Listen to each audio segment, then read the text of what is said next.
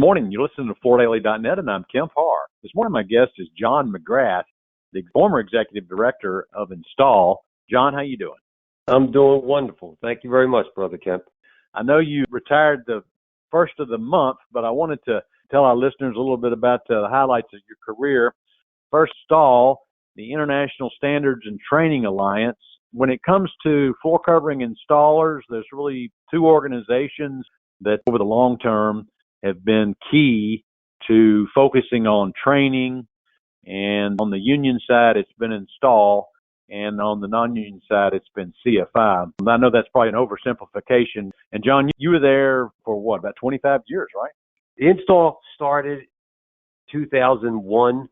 And prior to that, it was the International Labor Management Floor and Wall Committee. From the beginning, it is 25 years, yes. Tell us a little bit about, on the union side, I guess there was the resilient side, there was the carpenter side. Tell us a little bit about that background. Back in 1940, there was an agreement as labor was becoming organized. Floor covering, there was the carpenters and the allied trades, more simply say the painters, because they're the most predominant trade within the allied trades. There was an agreement that east of the Mississippi, floor coverers would be represented by the carpenters, and west of the Mississippi, they'd be represented by the painters. And so that was in place up until the late 90s, and reading the market, observing the performance, and also addressing the needs of the industry, the carpenters abrogated that agreement. And so ever since the late 90s, the carpenters have been unfettered in our scope of where we want to bring our benefits to the industry. And so we've been branching out west. So that would be the only main denomination. After that, we'd like to bring our value and our capabilities and resources. Anything goes on the floor, we're happy to help out in that situation. All right. So you've been extremely active, and just want to ask you, what are a couple of your highlights, your main achievements over that period? I'm uncomfortable with my main achievements because I just basically tried to do the best that I could. I was in a wonderful position, and in my position, I was able to meet and learn from so many people, and in turn, we've collaborated. If anything, the thing that I've enjoyed the most, and I think the thing that is our biggest benefit, that value proposition that we provide, is that there is not a situation within floor covering that Install is not able to help bring solutions to based on our ability and propensity to collaborate with anyone in the industry, whether it's manufacturers. Definitely our core is labor management collaboration, and then specifiers and customers. Because of the commitment that we make to each other, we have the resources to provide any solution that anybody in floor covering needs. Somebody wrote, and I was wondering if you'd written this, that, let me read it real quick. Floor coverers are artists with muscles, and the floor is our palette. Is that you? Yes, we literally work on our knees, which inserts a certain humility in our lives. I think that's fantastic. Craftsman, right? I'm a floor coverer. I've had a winding path and a wonderful path, but I'm a floor coverer. And that was how I've fed my family, and that's how I've made my living. I've learned a lot from people that I've crossed paths. Entrepreneurs impressed the hell out of me. So manufacturers, media, bright, courageous, intelligent people, crossing paths and meeting floor covers across the country. I always felt I was home talking to them. And that's what I do believe. With floor covering, as opposed to other trades, we are both a basic trade where it's a very physical trade, but we're a finished trade. If that seam is open 1/64th of an inch, you messed up. So, I mean, that's how precise we need to be.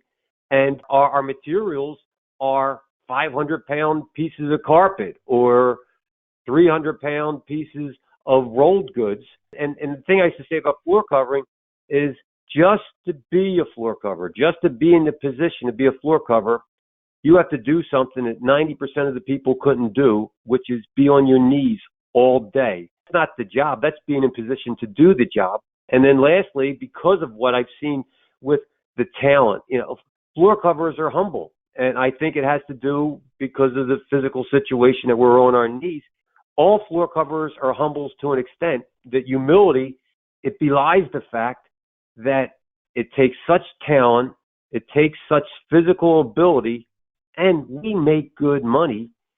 People tend to, because we're down the ground, they'll look down on us, but the floor coverers generally make as much money as anybody else on that job site and more than most others. While they're looking at us while we're on our knees, we're making more money than them. I was just lucky.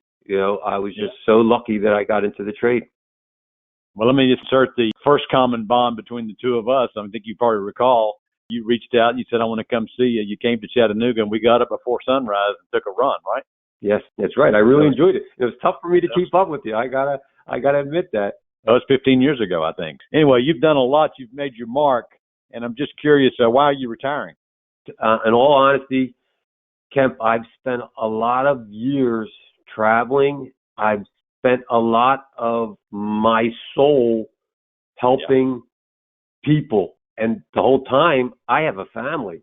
A lot of the best things that I've had, I've given to other people besides my family. And I want to retire young enough and capable enough that I can still give some of the best things that I have and share them with my family. So that's the main reason why I'm retiring. So what are you going to do next?